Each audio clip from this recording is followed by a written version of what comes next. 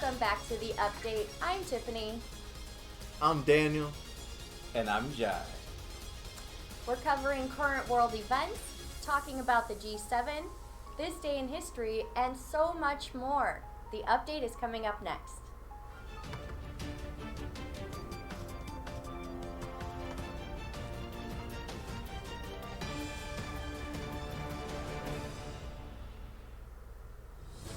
Thanks again for being with us here today.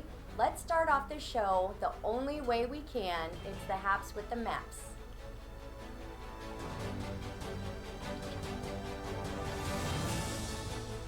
Starting off in Scotland, polls are showing that voters are split over the question of independence. When the same polls were conducted in 2014, a 55% majority were opposed to breaking away from the United Kingdom. This has been a question for some time now, and with the Queen's death, COVID subsiding, and the UK's departure from the EU, which the majority in Scotland were against, their top law officer, Lord Advocate Dorothy Bain, has asked their Supreme Court to look at the legality on moves to hold a new referendum on independence next year without the consent of the government in London.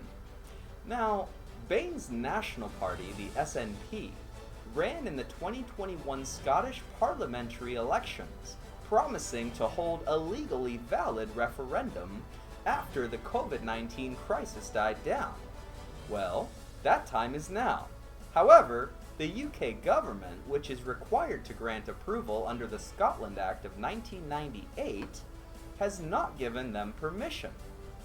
Their Supreme Court could take months to rule on the referendum, which has tentatively been set for October 19th. If they fail at the Supreme level, the SNP party will most likely hold the referendum in the next general election due by January 2025. It will be interesting to see how this pans out, because a country asking for its independence and another country not allowing them to, well, that kind of sounds familiar, doesn't it? Now over to Africa. In Africa, they are currently seeing increasing temperatures around the continent by as much as 32 degrees. The effect? Well, apparently losing $7 to $15 billion a year. Now, back in November 2016, 193 parties made up of 192 countries plus the EU entered into an international treaty known as the Paris Agreement. In its legal obligation, countries are required to make moves to substantially reduce global greenhouse gas emissions to limit the global temperature increase in this century to 2 degrees, possibly less. Also part of the agreement, developed nations assist developing nations in their climate mitigation and adaptation efforts. In order to fulfill their promise to rebuild infrastructure to be better suited for climate change, Africa will need between $1.3 and $1.6 trillion this decade. Well, a summit was scheduled and conducted called the Rotterdam Summit and was set up specifically to discuss climate change financing for Africa. At the summit, Western countries committed to $55 million, far less than what's needed. African leaders have said the continent is being made to pay a heavy price by cutting off usage of fossil fuels, despite Africa's low emissions compared to the rest of the world. This past June, the G7, which is the group of 7 powerful nations, pledged to end public financing for foreign fossil fuel projects by the end of 2022. Moving on to North and South Korea. North Korea said Monday its 2 weeks of firing drills involved nuclear-capable ballistic missiles. Warplanes and other assets were meant as a warning to Seoul and Washington for staging dangerous joint naval exercises. This year has had a record-breaking number of weapons tests on the part of North Korea. In South Korea, their military is stating they are capable of detecting and intercepting the variety of missiles North Korea launched. However, it maintains North Korea's nuclear program poses a grave security threat.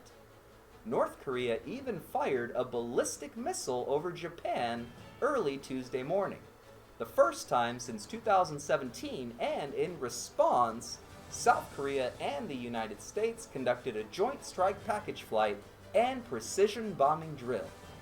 North Korea wants recognition as a nuclear power, and they want restrictions lifted. Meanwhile, South Korea works with the United States to maintain balance. The United States is all up in the world. And speaking of the US, Hyundai in Alabama was fined. Now, this is something we typically don't hear much about, but according to authorities, children as young as 13 years old were found working at the Hyundai automaker facility located in Alabama. The company was investigated due to another Hyundai-owned company who had an article written about its child labor practices. The company was fined around $30,000 by the United States Department of Labor. Hyundai apparently works with a staffing firm and said they were unaware the children weren't of legal age to be working. Now, over to the Russia and Ukraine situation. United States President Joe Biden has promised Ukrainian President Volodymyr Zelensky the U.S. will provide them with advanced air systems after Russia launched missiles against multiple cities in Ukraine, including the capital, Kiev. While on a phone call ahead of the emergency G7 meeting, Biden pledged support for Ukraine and how to hold Russia accountable for the attacks, which killed at least 14 people. We'll talk more on the G7 later in the show. In fact, next. Back to you, Tiff. Thank you, Jai. Don't you go anywhere. When we come back, we'll be talking about the G7 and the Nobel Peace Prize, or the Nobel Prize in general. Stay tuned.